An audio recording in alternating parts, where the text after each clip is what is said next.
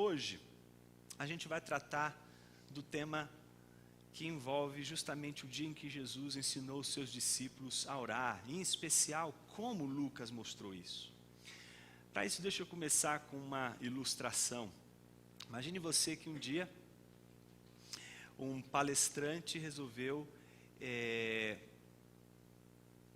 combinar com o seu motorista uma estratégia que até então ele não tinha feito. Ele foi convidado para dar uma palestra num lugar em que as pessoas não o conheciam. E como ele dessa vez queria ficar mais recluso, como o seu motorista era alguém que caminhava com ele e assistia todas as palestras, ele resolveu fazer o seguinte: vamos fazer o contrário? Dessa vez eu vou de motorista e você vai de preletor. Vamos inverter isso? Vamos. Então, ele se portou como motorista e o motorista se portou como um palestrante. Só que o motorista, na verdade, tudo o que ele sabe, tudo o que ele aprendeu foi por conta das aulas que ele assistiu, das palestras que ele ouviu. Chegando no lugar da palestra, ele começou a dar, e o motorista, que na verdade era o palestrante, se senta ao fundo e fica observando ele dar a sua palestra, que no mínimo foi genial. O que para ele causou uma certa surpresa, porque como pode ser tão bom? Como pode ele falar tão bem? Ele aprendeu tudo isso? Como assim? Mas eu quero ver na hora das perguntas e respostas, porque é ali que a gente vê se o cara está preparado ou não. E aí, quando abriu para as perguntas e respostas, viu a primeira, ele viu a segunda, viu a terceira, de novo, ele falou: mas ele é muito bom. Então veio a quarta pergunta, e parece aquela pergunta que só poderia ter sido feita por Satanás, É aquela pergunta que ninguém se prepara, que ninguém está preparado, é aquela pergunta que surge na hora em que ninguém espera, e que ninguém espera que seja feita. Então, ele, quando vê aquela pergunta, fala: essa pergunta ele não vai responder, porque eu nunca falei sobre isso em nenhuma das palestras, nunca mencionei esse assunto, eu quero ver como ele vai sair dessa. E ele, tão calmo, sereno, tranquilo, como diz lá o hino, numa só voz assim, super empolgada, disse assim: mas essa pergunta é tão simples, que até meu motorista vai responder. Eu acho que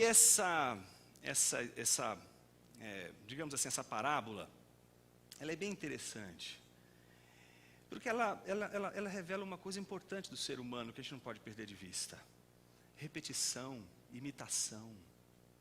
Ninguém aqui aprende nada sem imitar. Todo mundo aqui imita. Quando a gente vai aprender qualquer coisa nessa vida, seja no mundo das letras, seja no mundo do artefato, do artesanato, você vai aprender repetindo e você vai aprender imitando. Você vai aprender a tocar um instrumento musical. E hoje aqui a gente está cheio de músicos aqui maravilhosos, que não me deixam errar. O fato de que, se você não repetir o que o professor está fazendo, não vai adiantar nada. Não adianta você ficar lá e pagar a melhor aula com o melhor instrumentista do mundo e você ficar só olhando para ele. Como é que você vai aprender? Você vai ter que imitar o que ele está fazendo. E ele vai te corrigir: não faz isso, faz assado, põe um dedo ali, põe um dedo acolá. Não faz desse jeito. E é a imitação que vai fazer você aprender. A mesma coisa os bons escritores. Nenhum bom escritor escreve, e aqui eu acho que a gente tem também bons escritores, literatos hoje aqui, que não me deixam mentir para o fato de que um escritor não surge porque um dia ele foi iluminado. Ele nunca estudou gramática, nunca estudou as línguas que precisam ser estudadas para que ele possa ter uma mente produtiva e ampla o suficiente para ser criativo, mas ele simplesmente estava lá, sentado, e teve um livro inteiro, por iluminação, e aí ele começa a escrever. Não, isso só acontece com outro tipo de literatura que não convém mencionar aqui. Mas, com a literatura que convém mencionar, pode ter certeza que ela é fruto de repetição e de imitação. A gente aprende imitando os melhores. E os melhores que a gente encontra na nossa vida logo de cara, se não são nossos pais, estamos perdidos. Porque a primeira imitação e a mais importante é essa. Nossos filhos não aprendem com o que a gente discursa. Desculpa se você acha que você vai ensinar o evangelho para o teu filho fazendo um seminário de teologia. Tipo, olha, fiz um seminário, 4 anos, estudei teologia, estou formado, bacharel em teologia. Você acha que você vai formar o seu filho com isso? Não vai. Não vai formar o seu filho com discurso. Você vai formar o seu filho com exemplo. Ele vai ver você e vai te imitar. A imitatio, ela acontece exatamente porque é essa maneira, é desse jeito que Deus nos fez e nos ensinou assim a aprender. Deus nos fez dessa maneira. Sabe o que eu estou dizendo? Que em outras palavras, o discipulado não é uma invenção, faz parte da nossa natureza. É da natureza do homem aprender imitando. Ele vai desenvolver com excelência o que ele sabe, na medida em que ele é capaz de ter referências, de ter padrões, de ter uma referência que ele seja capaz de seguir, que ele seja capaz de imitar. Se hoje, não só o nosso país, mas a política mundial enfrenta uma crise de liderança, não é porque falta cultura, não é porque falta inteligência, é porque falta referência, gente a quem devemos imitar. Temos líderes que escolhemos, não porque queremos imitar, mas porque olhamos para eles e dizemos, é o que tem para hoje. Mas ninguém aprende com o que tem para hoje. Porque o que tem para hoje mata a pessoa de fome, mata a pessoa de vazio, deixa a pessoa sem acesso à beleza. A gente só é cheio de plenitude, de vida, de vigor, quando a gente tem padrão, quando a gente tem referência. E Deus nos deu a maior referência. Uma referência que não deve ser contemplada, meramente contemplada, mas uma referência que deve ser imitada. Não podemos nos contentar com uma espécie de contemplação mística do Cristo. O Cristo não pode ser só meditado, não tem que ser só objeto de nossa meditação, ele tem que ser objeto da nossa imitação. A gente tem que imitar Jesus, e o discipulado cristão não é outra coisa senão imitação de Jesus. Jesus não quer que você e eu sejamos criativos em hipótese alguma. Ele não quer que você crie um novo Cristo.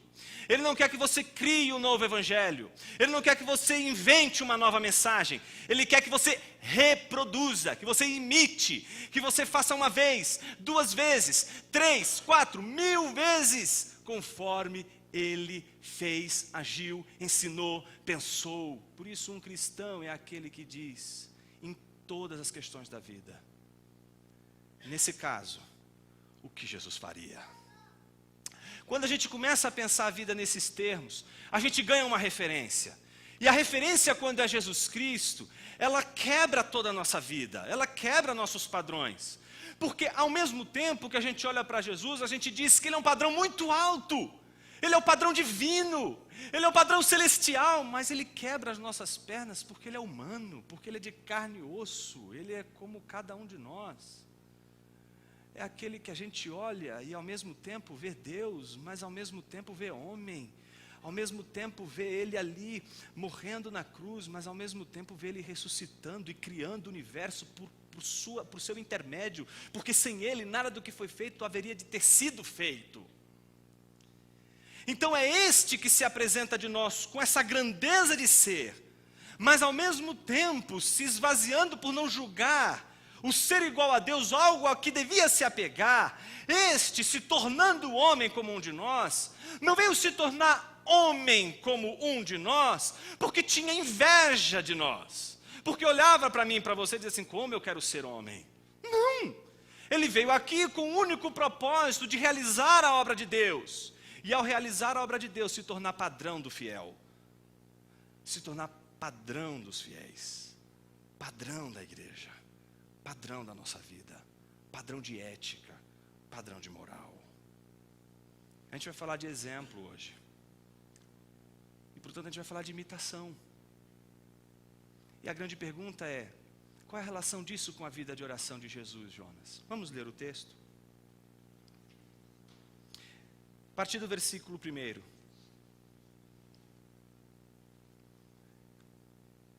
Diz assim: certo dia, Jesus estava orando em determinado lugar. Tendo terminado, um dos seus discípulos lhe disse: Senhor, ensina-nos a orar, como João ensinou aos discípulos dele. Ele lhes disse: quando vocês orarem, digam: Pai, santificado seja o teu nome, venha o teu reino, dá-nos cada dia o nosso pão cotidiano, perdoa-nos os nossos pecados, pois também perdoamos a todos os que nos devem, e não nos deixe cair em tentação.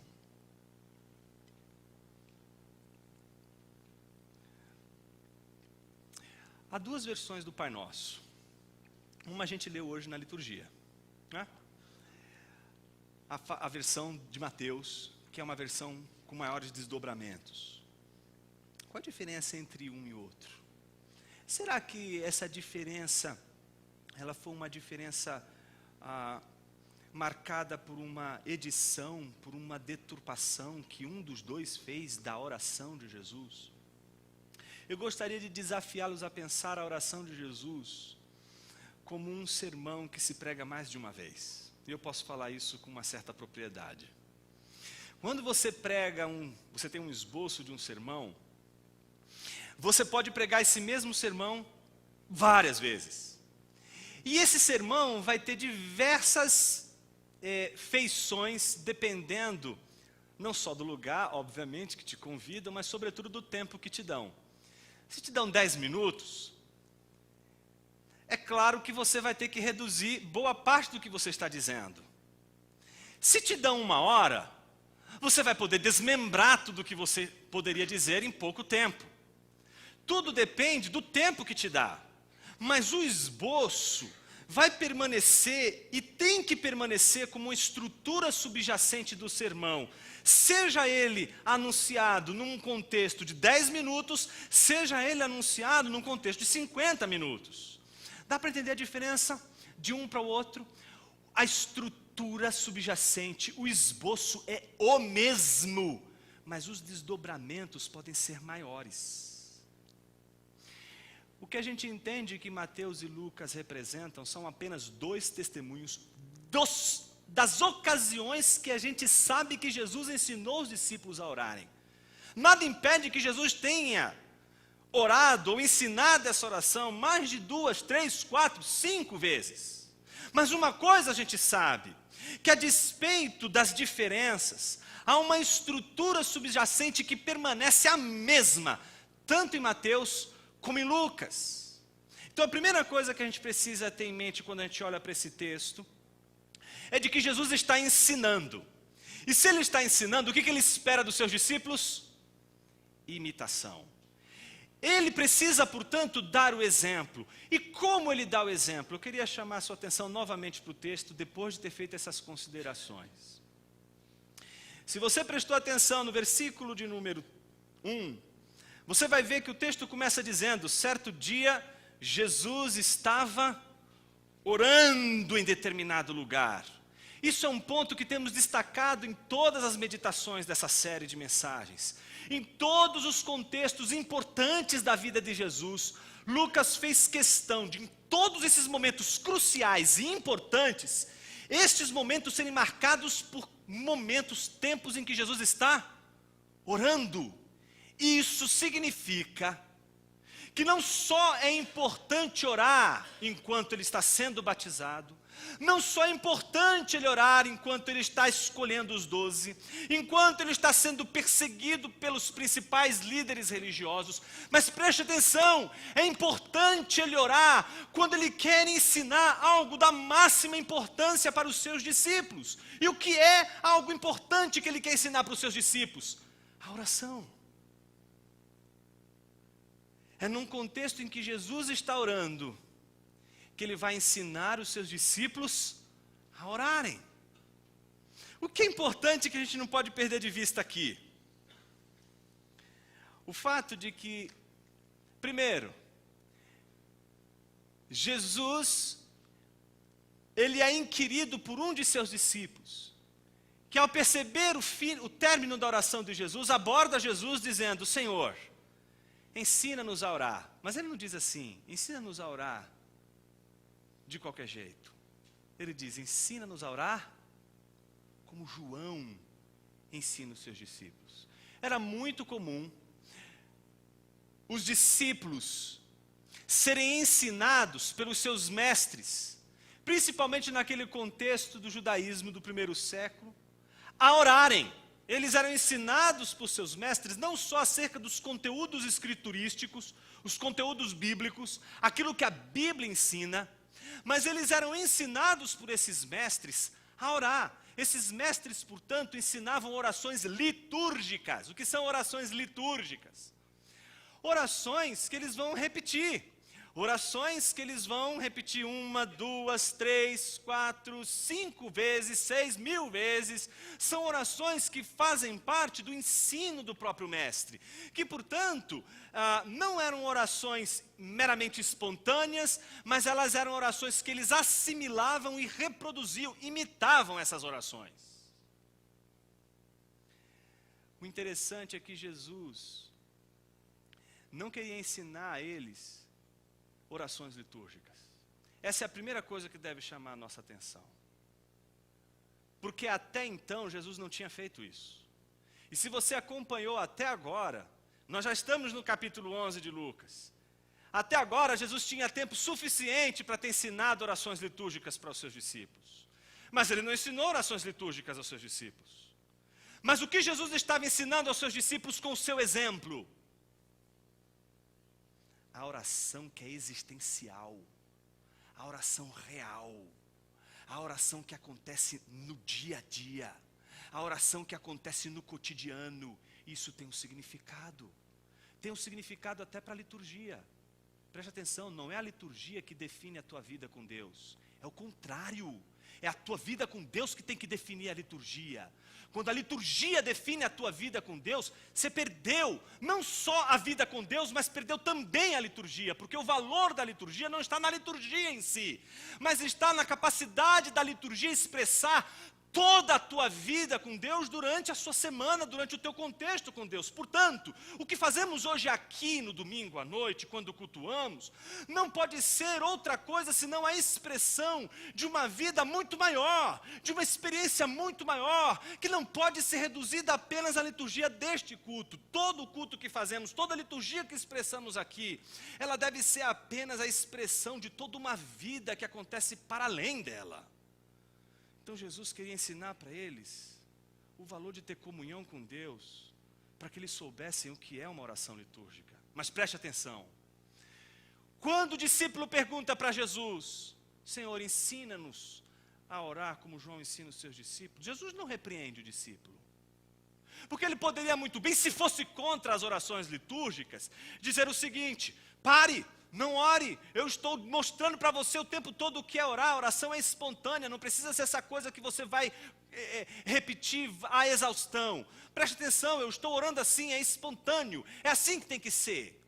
Não, Jesus recebe a indagação daquele discípulo, porque ele entende em primeiro lugar que a oração litúrgica ela é importante, mas ela deve ser fruto dessa vida com Deus. Como que essa vida com Deus está expressa na oração de Jesus? Ela está expressa nesse esboço, em que todas as vezes que alguém perguntava para Jesus, Jesus, como a gente pode orar? Ensina a gente a orar. Esse esboço era de alguma forma explicitado pelo seu ensino. Em Mateus e Lucas, esse esboço, ele se apresenta em duas partes. A gente poderia chamar facilmente de dois planos. Como se a oração do Pai Nosso, tanto a de Mateus, que é mais extensa, com mais desdobramentos, como a de Lucas, que é com menos desdobramentos, as duas estão divididas em dois planos, as duas, com a mesma estrutura. O primeiro plano é um plano, eu diria assim, teocêntrico, que tem Deus como centro. Veja, quando o discípulo diz, nos ensina a orar, ele não se opõe, mas ele simplesmente diz, quando você orar, ora assim. E aí começa, Pai.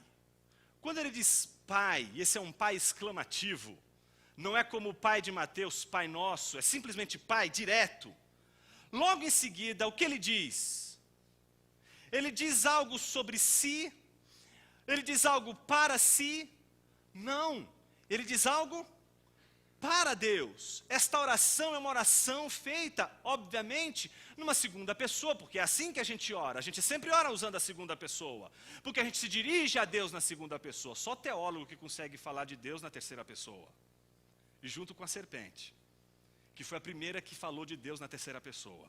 E que disse, olha, não foi bem isso que ele disse. Mas se a gente quer falar de Deus, diante de Deus, tem que ser sempre na segunda pessoa. E aí na segunda pessoa a gente já não fala mais de Deus, mas a gente fala para Deus. E é isso que Jesus está ensinando aos discípulos. Ao começarem a orar, se dirijam em primeiro lugar a Deus. Se postem diante de Deus, não como se a presença de Deus não estivesse ali, mas se poste ali, como se você pudesse estar ausente. Como se você não estivesse presente diante dele. Como se você tivesse em sua mente a ideia de que é possível se ausentar de Deus.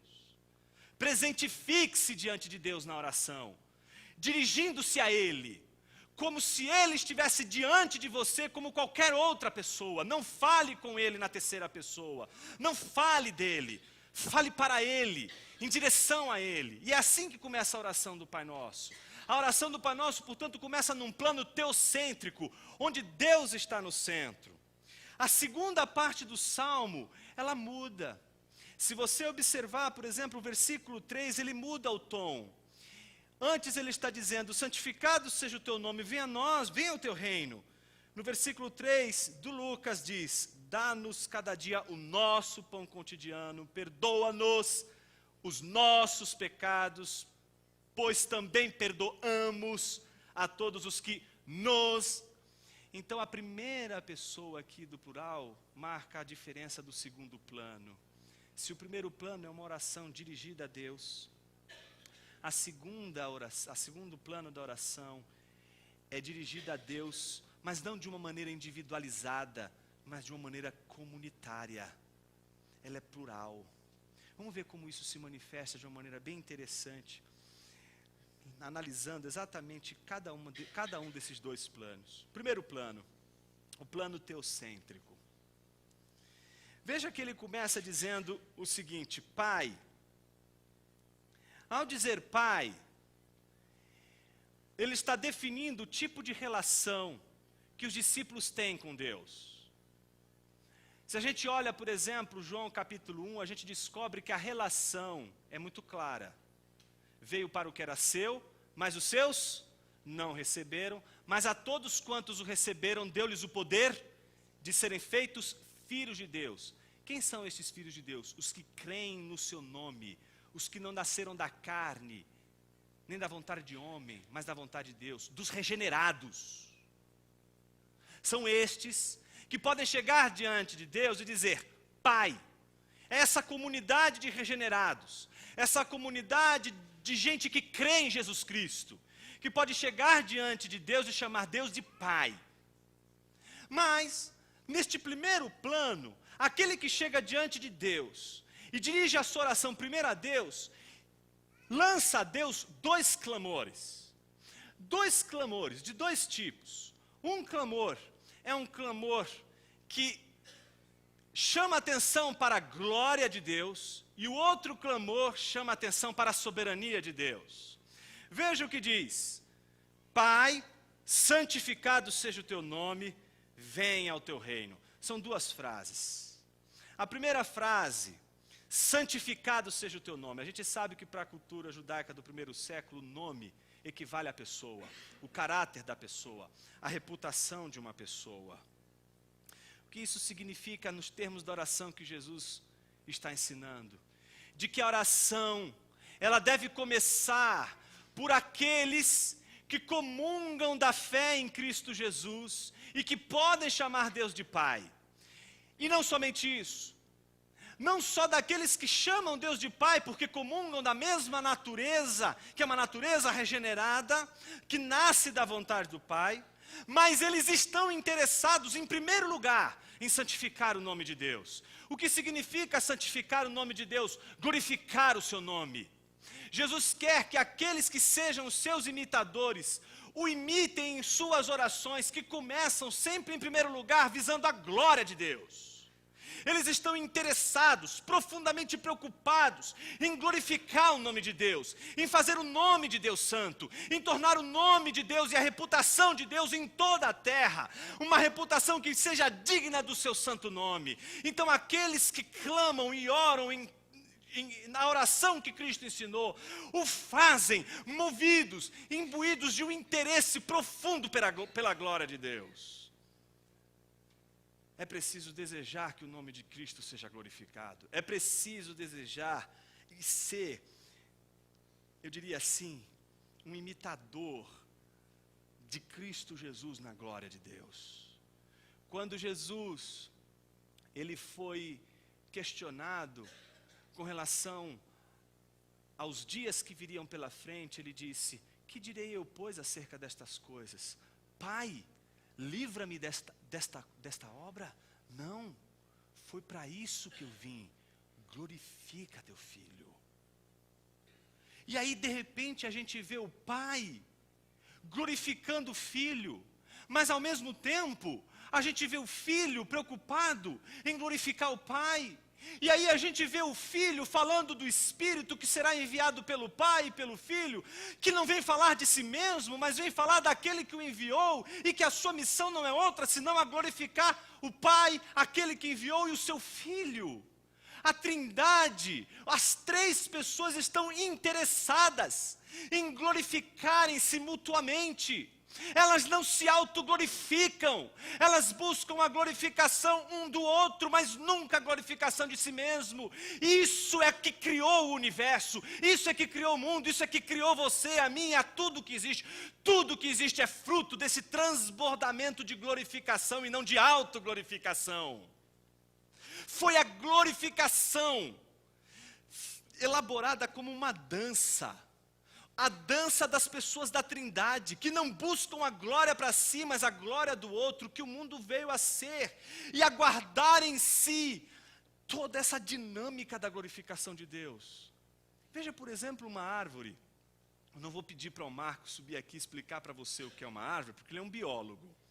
E quando ele explicar a árvore do ponto de vista de um biólogo, no caso dele é um biólogo cristão, a gente vai ter umas saídas bem interessantes. Mas no mínimo ele vai usar algumas palavras muito estranhas para explicar para a gente o que é uma árvore. Mas uma coisa que um biólogo, seja lá quem for, um cientista, um teólogo, filósofo, sociólogo, seja lá quem for, nunca vai conseguir explicar, se não for pela revelação de Deus, é porque uma árvore produz um fruto. A gente pode explicar que corresponde a um ecossistema, a gente pode explicar que ajuda uma coisa na outra, mas a gente não consegue explicar o porquê tem que ser assim. A própria natureza, meus queridos, ela expressa a Trindade. Quando Agostinho escreveu De Trinitate, uma das coisas que ele mais deixou explícita ali no De Trinitate foi o conceito de vestígio de Deus. Por exemplo, uma árvore é um vestígio da Trindade. Ah, mas Jonas, como assim? Eu não vejo a Trindade ali na árvore. Me explica esse negócio direito, que está estranho esse negócio. Pois bem, eu vou tentar explicar o que Agostinho passou anos explicando e escreveu num livro desse tamanho. Em poucos segundos, ele diz exatamente assim: observe uma árvore. A árvore come seu fruto? Não. A natureza da árvore é produzir algo, que ela nunca vai nutrir deste algo. O fruto é algo que ela produz, mas ela não se retroalimenta desse fruto. Ela não come esse fruto. Ela não exige desse fruto como se fosse um fundamento, algo precioso para que ela pudesse sobreviver. Pelo contrário, alguém toma aquele fruto e nasce outro fruto, e vai nascendo outro fruto, ela produz frutos. Mas ela não come seus frutos, ela é como a Trindade. A Trindade glorifica o Pai, a Trindade glorifica o Filho, a Trindade glorifica o Espírito. Mas o Pai não glorifica a si mesmo, o Filho não glorifica a si mesmo, o Espírito não glorifica a si mesmo. Sabe quando esse transbordamento de amor quebrou? Quando o homem olhou para a árvore e não viu a Trindade ali na árvore.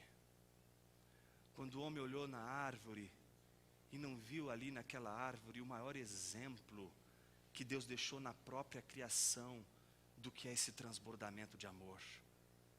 A árvore está oferecendo fruto. Mas você pode usufruir desse fruto para si mesmo.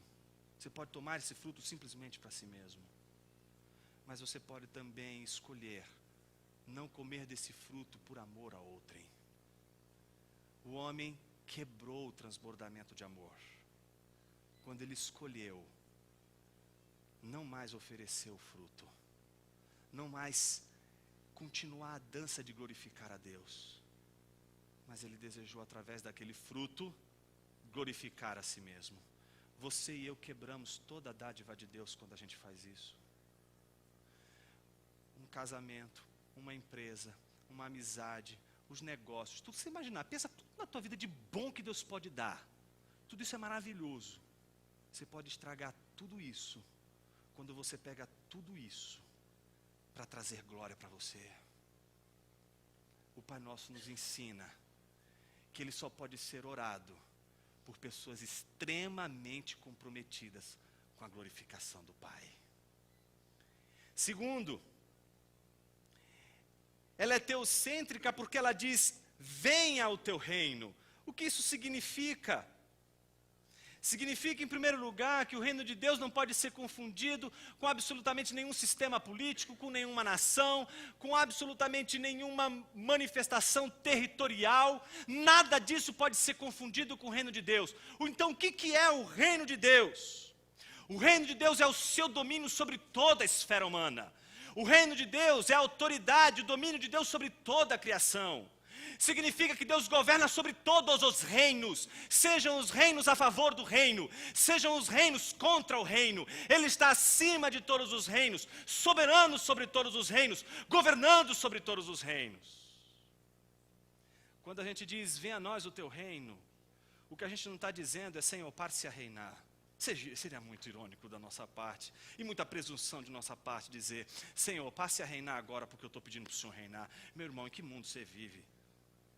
O Senhor já reina sobre tudo isso aqui. Ele já reina sobre o seu trabalho, Ele é o Senhor do seu emprego. O seu patrão não é o seu patrão, o teu reino. Existe alguém que é dono desse seu patrão. Esse dono do patrão é o Senhor Jesus. Ele é Senhor de tudo que está à sua volta. Não há absolutamente nada que fuja ao seu domínio. Jonas, isso traz uma implicação tremenda então para o Pai Nosso. Claro que traz. No mínimo você tem que se perguntar o que significa venha a nós o teu reino. Se não é o estabelecimento geográfico, nacional, institucional, o que é esse reino que vem até nós, que a gente tem que clamar quando a gente ora? Não é outra coisa senão o reconhecimento de que este Senhor, Ele é Rei sobre todas as coisas. E tudo que estiver em minha vida, que for reino contra o reino, será a partir de agora, reino a favor do reino. É olhar para tudo em minha vida, todos os aspectos da minha vida, do meu trabalho, dos meus relacionamentos, do meu corpo, da minha saúde, do meu relacionamento com minha esposa, esposo, filho, filhas, absolutamente tudo que está contrário à vontade soberana de Deus, ao reinado de Deus, trazer tudo em conformidade ao reino de Deus, porque Ele reina sobre reinos que são a favor e contra o reino. Ele está reinando, mesmo quando os reinos reinam contra Ele. Por isso dizer, venha a nós o teu reino, não significa outra coisa senão dizer, Senhor, vem reinar em nós, vem reinar aqui, a partir dessa consciência que tomamos do seu senhorio. Não posso mais entrar no meu trabalho e conduzir o meu trabalho como se eu fosse o senhor desse negócio. Eu não posso mais conduzir meu casamento como se eu fosse o dono disso aqui. Eu não posso mais cuidar desses dons e talentos que Deus me deu como se fossem meus. Eu sou mordomo. E aí a gente entende o pacto que Deus fez com Adão. Um pacto de obra maravilhoso. Um pacto que fez com que Adão tivesse ali a oportunidade de não só ser rei, mas o rei como Deus queria que ele fosse. Deus queria que ele fosse rei sacerdote, porque ele não queria que ele guerreasse, que ele reinasse sobre a natureza como um guerreiro, domina algo e subjuga este algo à sua própria vontade. Não! Pelo contrário, ele deveria reinar como um sacerdote. E como reina um sacerdote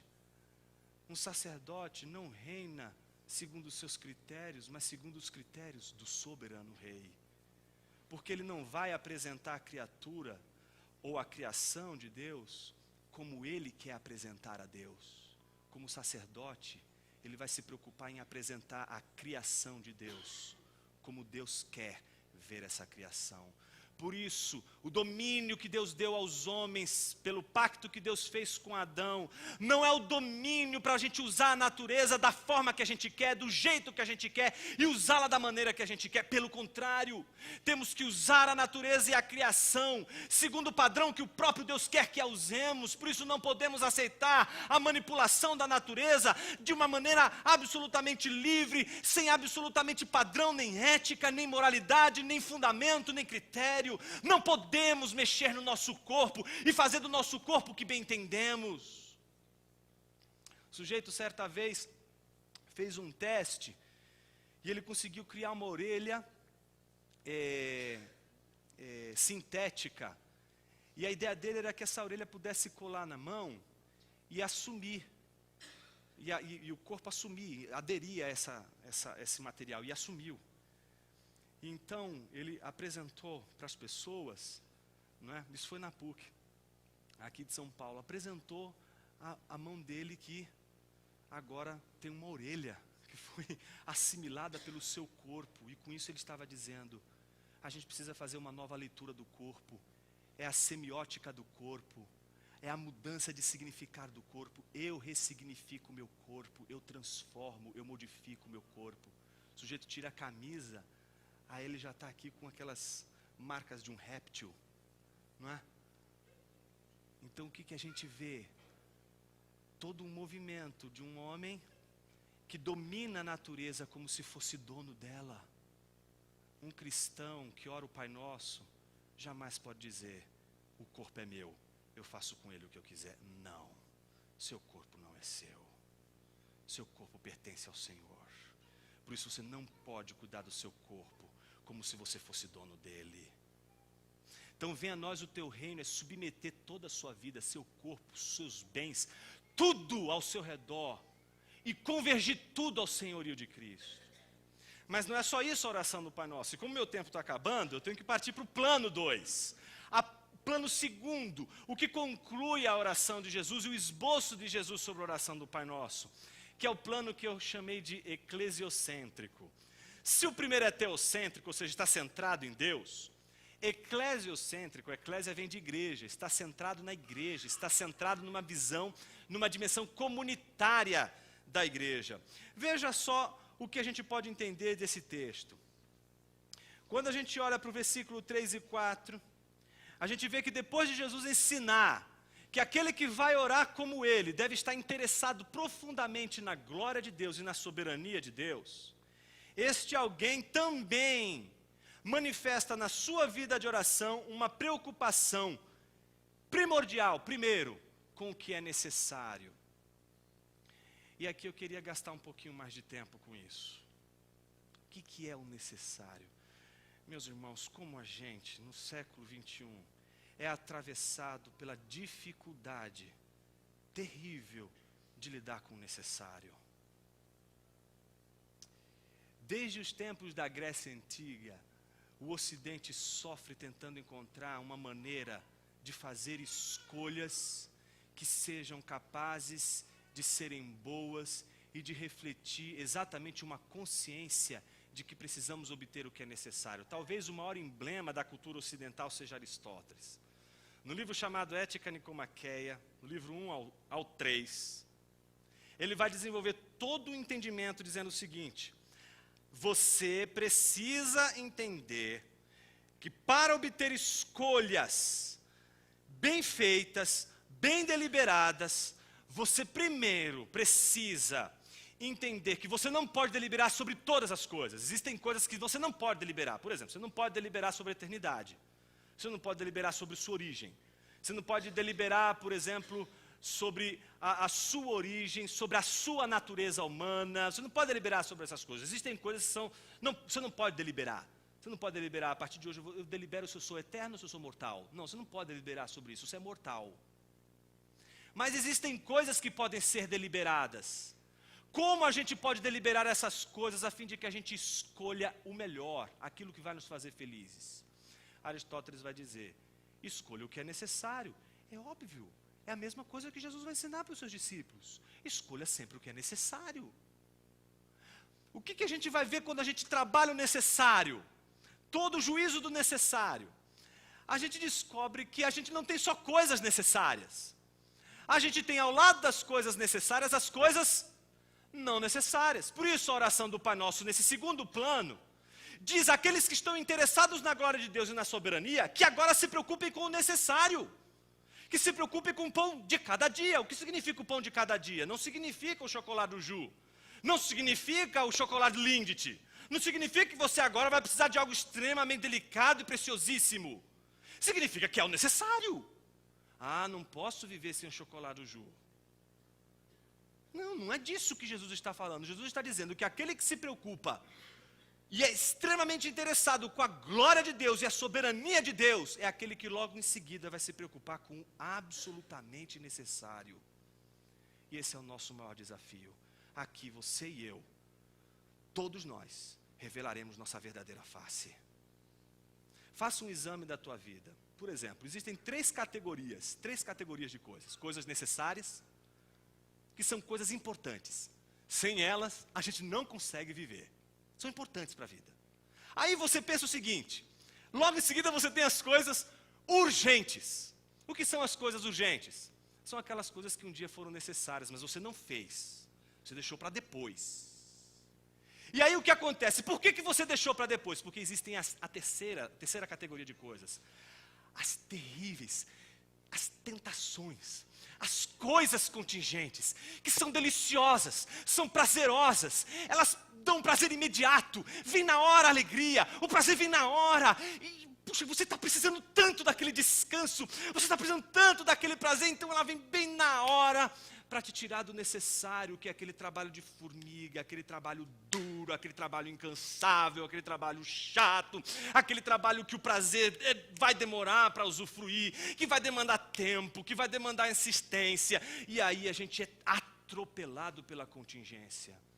Pegue a sua vida e faça o seguinte: Jonas, hoje, se eu fosse analisar minha vida, eu acho que hoje ela seria centrada em urgente. Minha irmã, estou querendo dizer para você que você precisa de Jesus. Jonas, a minha vida está só no contingente. Aí você precisa de Jesus e de umas palmadas. Por quê?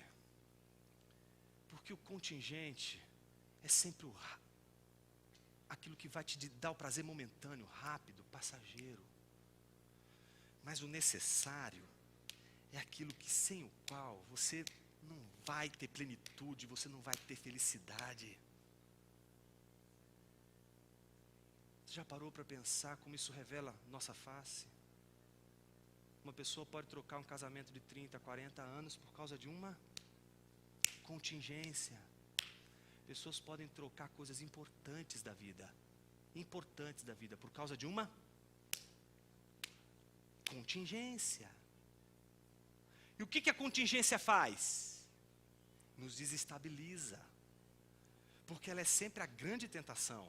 Ela não é o pão nosso de cada dia, aquilo que a gente precisa todo dia. Ela é aquilo que a gente gostaria que fosse todo dia, mas não é. Então o que Jesus está dizendo como padrão para aqueles que começam a oração glorificando a Deus e o considerando como Senhor sobre todas as coisas. Que comecem também a orar por si mesmos, comunitariamente, por aquilo que é o necessário. O que é o mais importante na tua vida? Talvez não seja o pão, mas talvez seja uma coisa importante, necessária, mas que você não vai conseguir realizar da noite para o dia, vai precisar de tempo. O que Jesus precisou fazer? E Ele precisou trabalhar em termos de tempo. Ele precisou pensar o necessário o tempo todo. O necessário é aquilo que temos que fazer. Não é sempre aquilo que a gente quer fazer. Segundo, Jesus ensinou que aqueles que estão interessados profundamente na glória de Deus, na soberania de Deus, e que começam as suas orações com o necessário, que eles sejam capazes de também clamar por compaixão e misericórdia. Então eles vão dizer o seguinte em suas orações: Pai, perdoa os meus pecados como eu tenho perdoado. Ou seja, ele vai clamar pelo perdão de Deus, pela consciência que ele tem dos seus pecados, mas ao mesmo tempo sabendo o que significa perdoar alguém. Se você não sabe o que é perdoar alguém, você ainda não sabe o que é ser regenerado, transformado pela graça de Deus. Sabe o que significa ser perdoado por Deus de seus pecados, de sua natureza? Sabe o que significa isso? Perdoe, e você vai saber o que isso significa.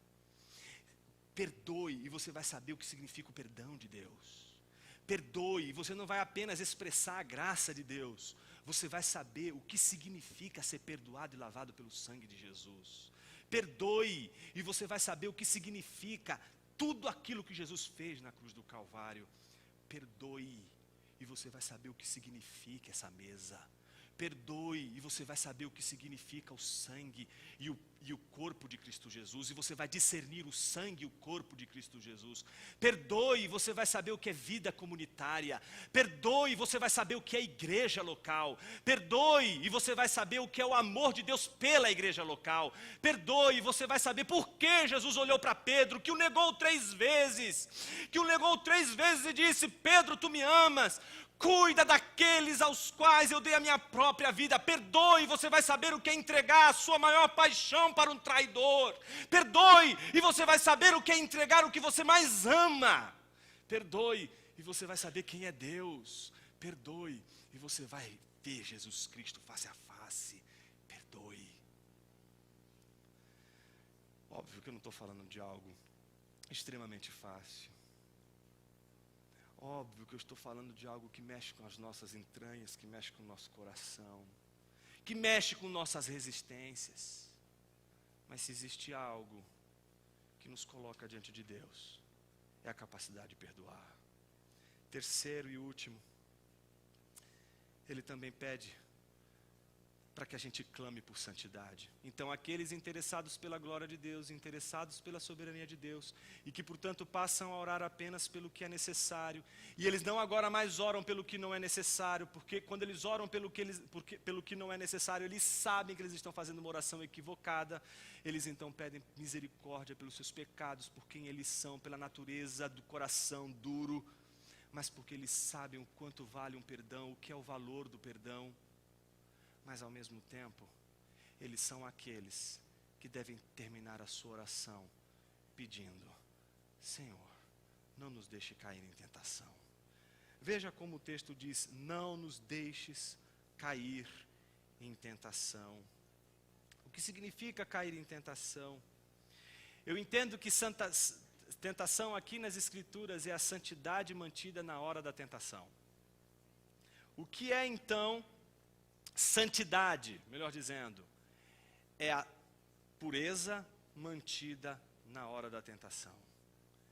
E a maior beleza que a gente pode ter na vida são as dádivas que Deus nos dá.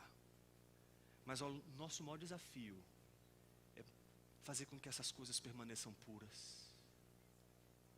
Basta a gente trair um amigo, basta a gente trair uma igreja, basta a gente trair um contexto, basta a gente trair o nosso próprio trabalho, nossos próprios dons e talentos. E os nossos dons e talentos deixarão de ser puros, nosso trabalho deixará de ser puro, perdeu aquela pureza.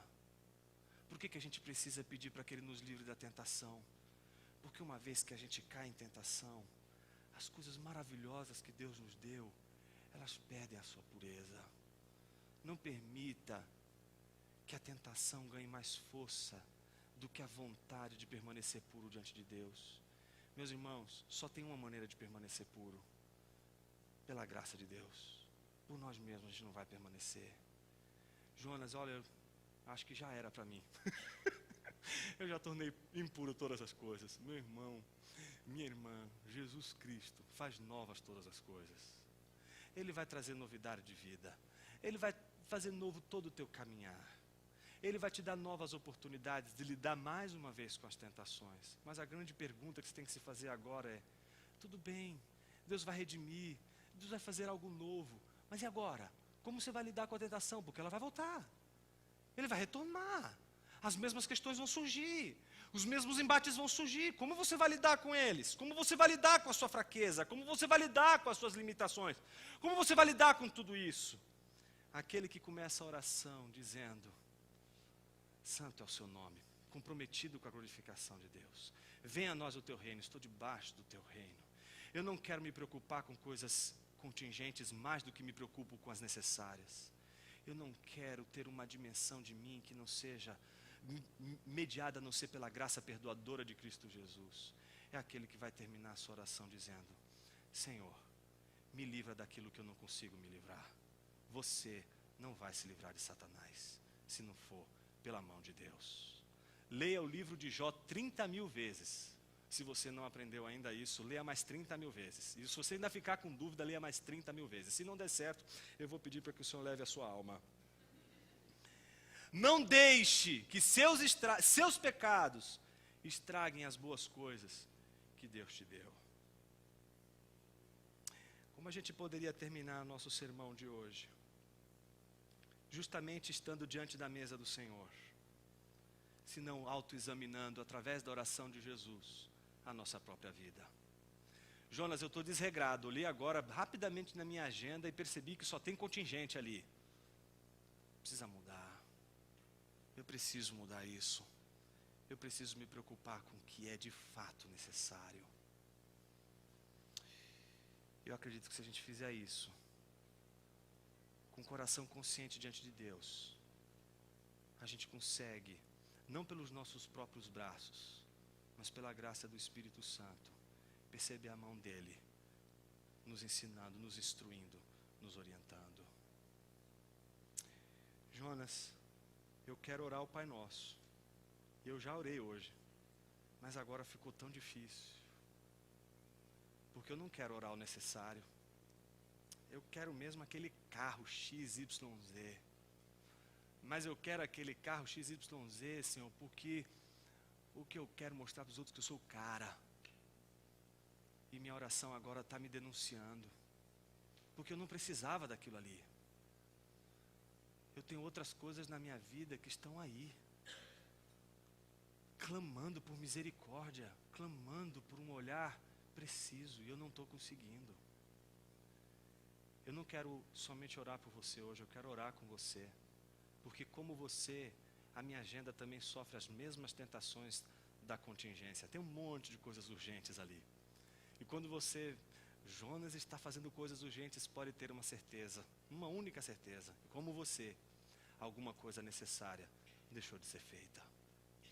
Que a gente possa orar o Pai Nosso, lembrando de que a oração é um convite ao necessário.